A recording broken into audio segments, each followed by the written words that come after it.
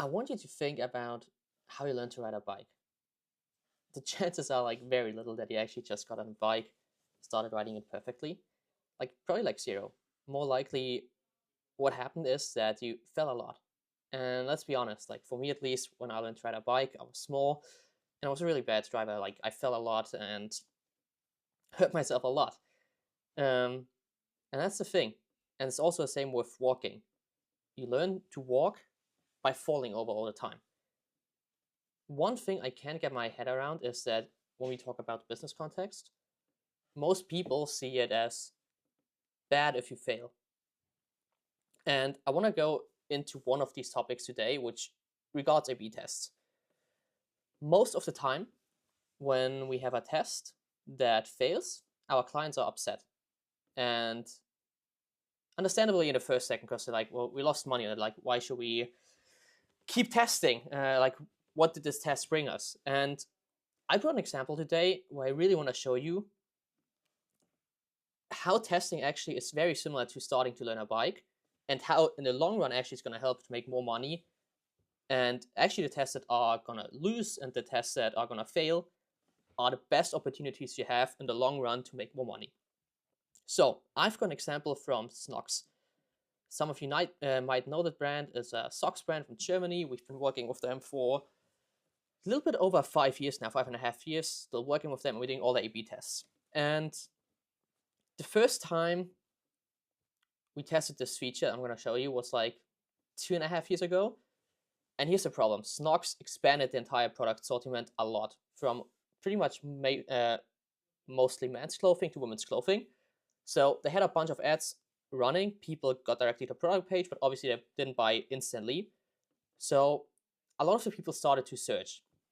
And one thing we noticed, which is in most analytics accounts that way, people that use the search and type something in have a way higher conversion rate. So our idea was pretty simple. Well, we just want to get more people to use the search to find the products and make the customer journey easier for them and get them faster to product. So idea was, let's just expose the search for make it more visible. If I'm zooming in, let me see, can I zoom in here? Yeah, if I zoom in here, you're just gonna see it. Like put it in here and same here. And then we tested it. Oh, now what is happening? Right, here we go. Sorry, my laptop's still bugging. Can't wait to get back on my big laptop. But yeah, that's what we tested. And then surprisingly, this test failed. We had a downlift of the average revenue per user, aka revenue, from 1.87% just by exposing that. And initial thought of most people then is, man, we lost 1.87% revenue. And you also see it's like 500 transactions. That's also like slightly different users in here. Didn't have an SRM thing in here. But yeah, so that was very interesting. And then the question was, why in the world did this not work when we have the analytics data that people that search have a higher conversion rate?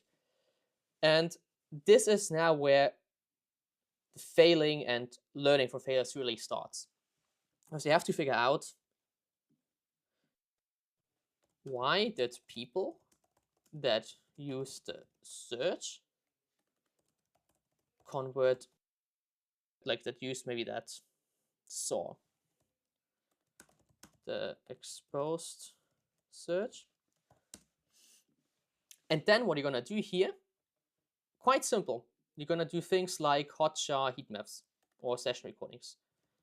Session recordings and heat maps. And you're going to target something, like for everyone that doesn't know, like session recordings, heat maps. You can look onto the screen, see how people interact with it. What you then can do is you can set a filter for user was in test XYZ and used search maybe. And then what you're going to do, you're going to go into the time frame when the test ran, and you look at all the users that were in the test and that used the search. And then very fast, you're going to figure out why it actually performed worse. Now, in our case, what we figured out is that the entire search algorithm in the back end just was not gonna put the word in if you're gonna get low on the algo, but it wasn't good. The search algorithm really just was bad. Like if you misspelled something, no results would show up. So it was very frustrating to use. Which is also obvious, but also like important that we tested this first before like spending a ton of money on the search algorithm. So now we know, well, people use the search, but the algorithm might not be the best. And through doing that test, we got so much input from like how do users search, what do they search, what makes them continue to your product, what makes them leave on a session. And what we did is we used all this feedback and just tested the same thing again a couple months later. So you see here, just a regular search on mobile and desktop, just the icon. Then we expose it again. Quite simple. And then this time,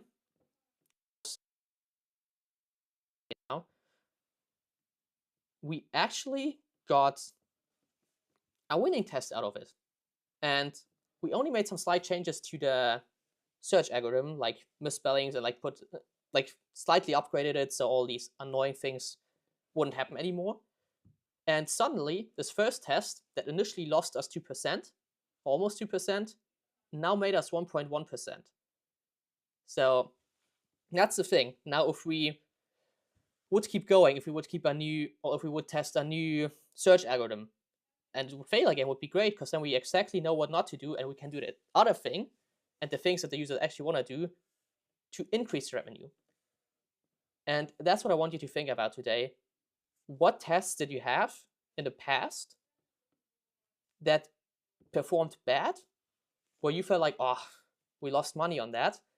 And I want you to think about what could you do to turn it around, make it into a test that's actually going to make you money.